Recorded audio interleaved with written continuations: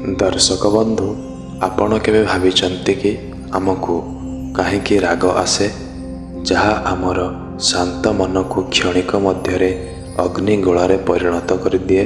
कौन एही प्रश्नर उत्तर शास्त्र मानक पाखरे अछि?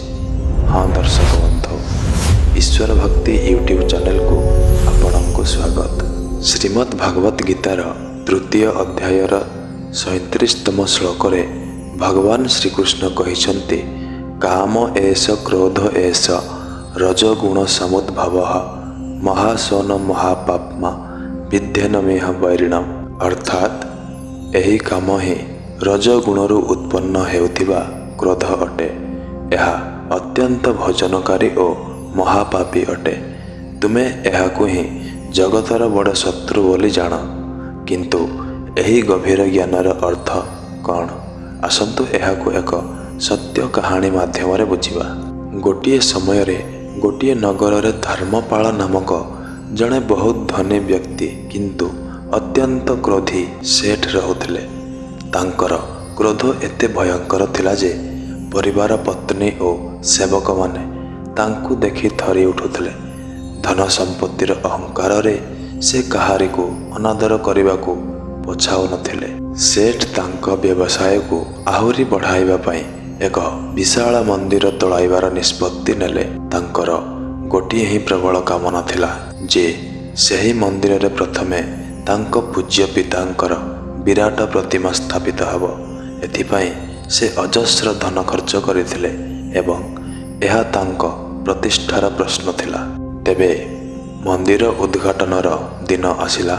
हजार हजार लोक एकाठी हेइथिले, जेउथिरे दूर दूरांतरु सम्मानित जड़े ज्ञानी महात्मा मध्य थिले। गर्वरे परिपूर्ण सेठ धर्मपाल जेमिति मंदिर द्वार रे फीता काटंती एक अप्रत्याशित दृश्य सामना को आसे। भितरे तांको पितांक स्थान रे भगवान बुद्धंकर एक शांत एवं विराट प्रतिमा स्थापित होइथिला। एहा देखि सेठ धर्मपालंक मुहरे क्रोधरे विकृत होइगला। तांको वर्ष वर्षर अहंकार एवं पितांक प्रतिमा स्थापन करिवार प्रबल कामना खंड खंड हो जाइथिला। क्रोधर अग्नि रे जळुथिबा सेठ एक बाड़ी उठाई प्रतिमा को भांगिबा को दौड़िले। सेही समय रे महात्मा शांति रे सेठ को हाथ धरी पकाइले। महात्मा जनक कहिले, हे सेठ, ए क्रोध काहेकि? कौन एहा सेथिपाई जे तुमर इच्छा पूर्ण हला नहीं? सेठ रागरे कहिला, हाँ मो इच्छा पूर्ण हला नहीं। मु एते धन खर्च कली एवं मो आदेश पालन हला नहीं।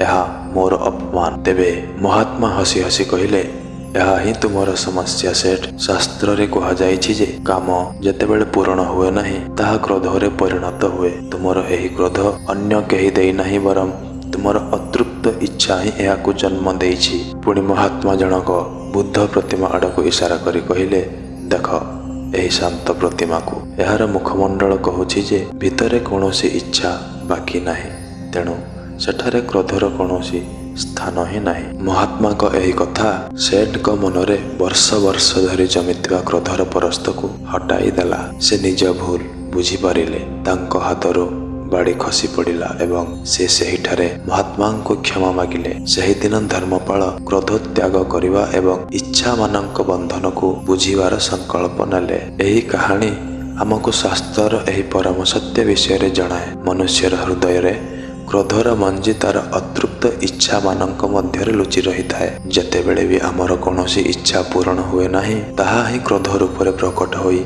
आम बुद्धि को भ्रष्ट कर दिए। जदि आमे क्रोधर मुक्ति चाहूँ तेबे आमको निज इच्छा मानकर स्वरूप को बुझिवा को पड़िबो। तेबे दर्शक बंधु, जदि आपणको एही कहानी एवं एथिरे मिलिथिबा शिक्षा पसंद आसिला तेबे एहाको लाइक एवं शेयर करंतु। आमको कमेंट्स रे जणांतु जे आपण आउ केउ आध्यात्मिक विषय उपरे आलोचना करने को चाहते। एही परे ज्ञानवर्धक वीडियो पाई आम चैनल को सब्सक्राइब करने को भूलंतु नहीं। धन्यवाद।